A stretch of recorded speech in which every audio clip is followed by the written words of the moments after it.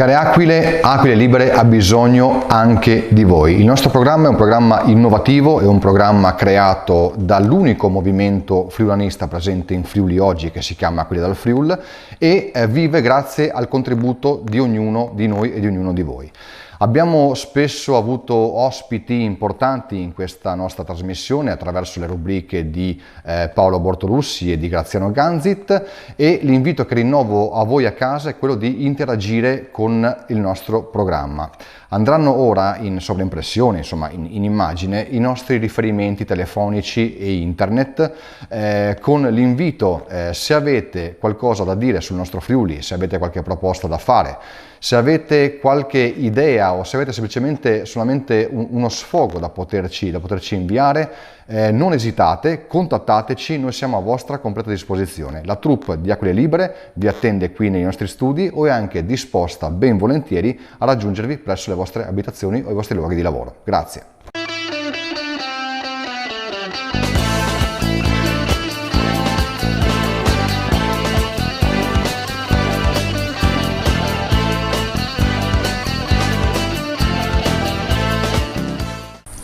Buona salute a tutti. Un argomento che è di attualità è il fenomeno, diciamo, di questa ragazzina svedese che sta tirando la giacca ai potenti della terra per portare sensibilità al problema ambientale. Problema che diciamo è sulla bocca di tutti, ma sulla coscienza di nessuno. Perché il problema che si pone è effettivamente chi comincia. Cioè in pratica sappiamo che il pianeta sta male, non serviva Greta Thunberg per dircelo, ma il vero problema alla fine è chi dà il là, chi parte. Se dovessimo guardarci in giro potremmo dire dovrebbe essere come prima coscienza ambientale, dovrebbe essere l'università con la sua facoltà di agraria, le facoltà di biologia, tutto quello che l'ingegneria, tutto quello che si muove su quel mondo lì, però soprattutto le facoltà di agraria hanno una condizione, diciamo, di essere un po' una cinghia di trasmissione del potere dell'agroindustria e da lì non si schiodano. Di conseguenza il problema che abbiamo oggi è che chi ha fatto il 68, che doveva essere, diciamo, l'anima ambientale e la rivoluzione culturale di allora, oggi sta andando verso la pensione e il suo posto viene occupato dai suoi allievi. Dunque c'è una continuità che è anche, diciamocela pure, allarmante. Appunto perché dall'università escono i ragazzi studiati che sono agronomi, che poi andranno a insegnare i periti agrari, tutte queste robe qua. Per cui c'è una catena che come catena di comando, se avesse uno stato maggiore efficiente, anche riuscirebbe a modificare tutto l'aspetto, diciamo, delle truppe che sono dietro. Il problema, potremmo dire, allora comincia la politica? Ma la politica oggi come oggi è forte da poter indirizzare il potere accademico a cambiare questi modelli? Assolutamente no, perché la politica va a rimorchio, guarda quello che accade e semplicemente sta a galla. Abbiamo sostanzialmente, diciamo, anche agronomi a livello politico, ma si accontentano di vivere all'interno di un sistema che, avendoli sistemati, non vanno contro questo sistema. Abbiamo visto di questi tempi anche per altri motivi la magistratura muoversi, vero anche questo, ma la magistratura ha un compito di controllo, non di surroga di un potere o di capacità, diciamo, di mettere in moto un processo. E chiaramente non possiamo chiedere a loro di continuare, perché altrimenti purtroppo sicuramente per i danni che hanno fatto distruggerebbero anche il sistema agricolo che abbiamo tra le mani. Sappiamo anche che le inchieste che sono state fatte hanno avuto, diciamo, delle code, degli strascichi che comunque non hanno portato granché, o sostanzialmente hanno fatto più danni che il costrutto, diciamo. Quello che possiamo immaginare, chi dovrebbe cominciare potrebbero essere gli agricoltori. In effetti sono loro che dovrebbero cominciare questa rivoluzione culturale, perché alla fine sono loro l'anello della catena più debole e sono anche loro quelli che di più soffrono di una condizione legata a un ambiente che non è più in grado di sostenere questo modello agricolo. Di conseguenza, se vogliono continuare a fare il loro lavoro, devono trasformare la rabbia attuale in coraggio e costruire, diciamo, una nuova visione dell'agricoltura, perché alla fine, se loro cambiano, comincia a cambiare il modello agricolo, comincia la terra a stare bene e l'intero pianeta comincia a risvegliarsi. Questo perché? Perché le civiltà sono nate con l'agricoltura, ma l'agricoltura può distruggere le civiltà. Di conseguenza l'aspetto, diciamo, che dovremmo tenere più in cura è proprio la capacità dell'agricoltura, degli agricoltori di oggi, di rinnovarsi e trovare nella sostenibilità ambientale quella via, diciamo, che gli permetta la capacità gestionale delle aziende, ma anche e soprattutto dare un ragionevole futuro alle generazioni che verranno.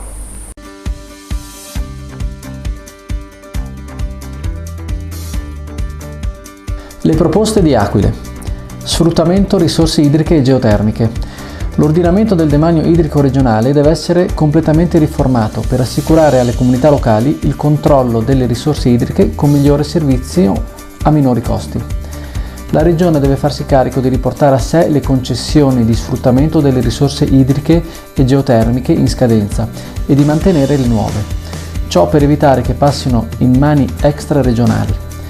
I concessionari devono inoltre venire vincolati a fornire energia a prezzi ridotti alla montagna.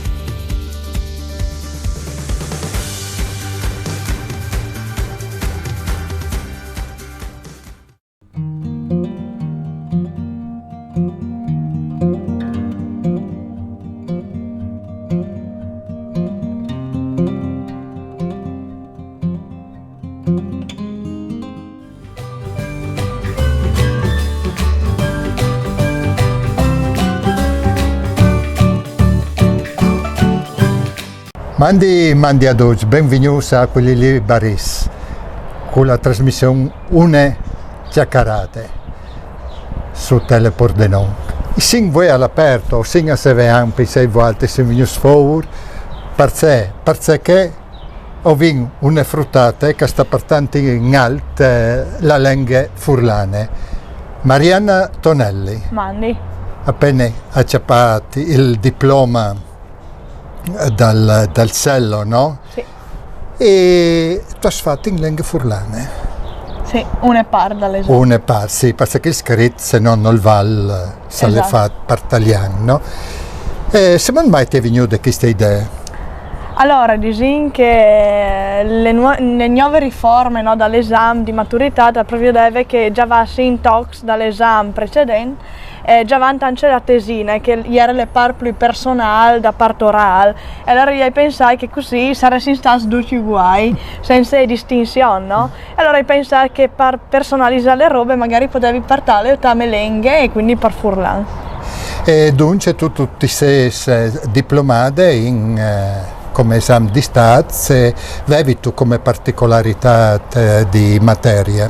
Allora, io studio al Sello, quindi è un liceo artistico, e io studio particolarmente pittura e sculture. Le par che hai fatto in Furlanda all'esame orale era un approfondimento sulle alternanze scuole-lavoro, che come è obbligatorie per gli ultimi 3 anni di scuole. Che dunque come tu vai in Francia, no? Esatto, perché, sì, partirai a fin da vostra. Così tu hai dai biei pues la che tu puoi dire a Paris d'Art, un lavoro interessante. Sì. Sinchi i prof se motlano chiappade questa Disin che le hanno ciappate veramente bene, perché io già dico anche ho stato anche ero in disin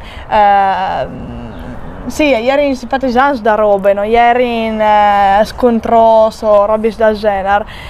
Quasi duce capivi al furlan, però avevi comunque le traduttrici simultanee vicino. Tu hai fatta in che maniera? E ogni modo duce sono stati contenti. Sì. E già sanno era in furlan, se che tu veramente i vari sinuati furlan di imparare di loro, no? Ecco, sì.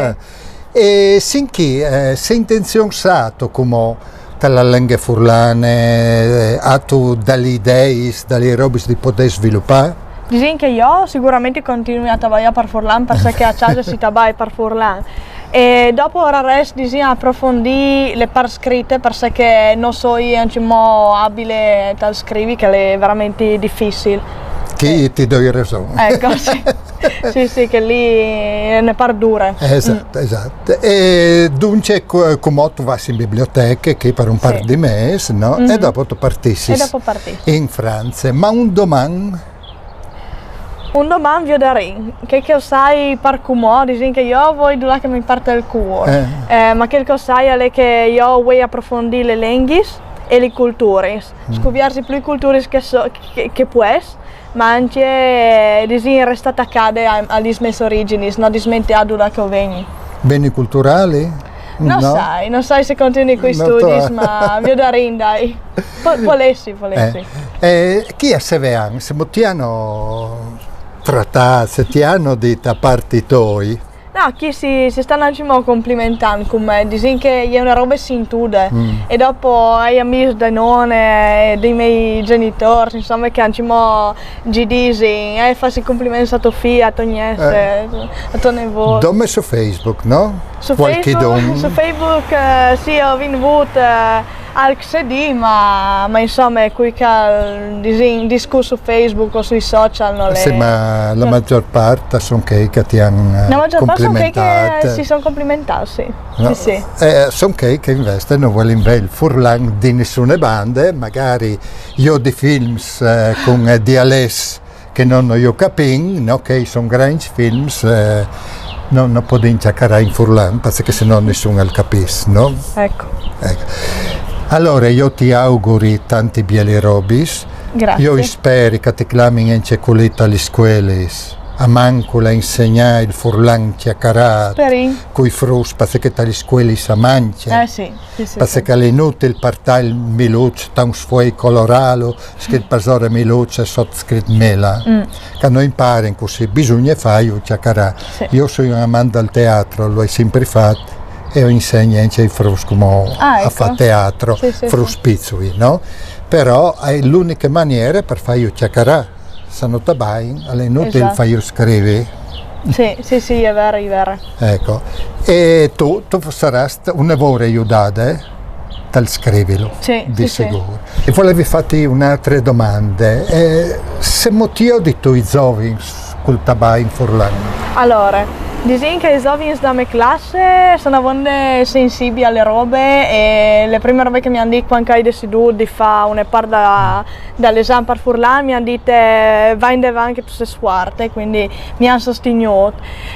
Dopo ovviamente si muovono le viodi, induci i giovani di metà non lo sai, però che mi sono vicini, sai che li sostengono. Io poi dico che sapevo il Furlan e tabaglialo fin di piccoli e mi stai accorgendo come che è veramente un gran aiuto per cercare di imparare una nuova lingua, perché io il francese come lo sto imparando come noi, perché è identico dal Furlan e quindi sì, così. È un aiuto, sì. Brave. Io la chiacchierata con quelli liberi ti faccio i miei auguri. Soduzza che tutto farà, se che tutto deciderà a fare. Grazie mille, veramente. E come al solito Furlan, Furlan. Mandi. Mandi.